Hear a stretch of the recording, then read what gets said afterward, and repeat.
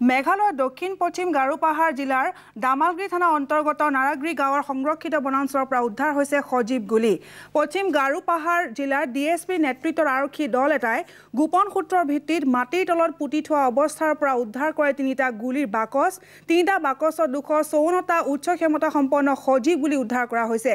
কোনো উগ্ৰপন্থী সংগঠনে গুলীৰ বাকচ তিনিটা লুকাই থোৱা বুলি সন্দেহ কৰা হৈছে। পুনৰবাৰ জনাইছো মেঘালয়ৰ দক্ষিণ পশ্চিম গাৰো পাহাৰ জিলাৰ দামালগুৰি থানাৰ অন্তৰ্গত নাৰাগুৰি গাঁৱৰ সংৰক্ষিত বনাঞ্চলৰ পৰা উদ্ধাৰ কৰা হৈছে সজীৱ গুলী।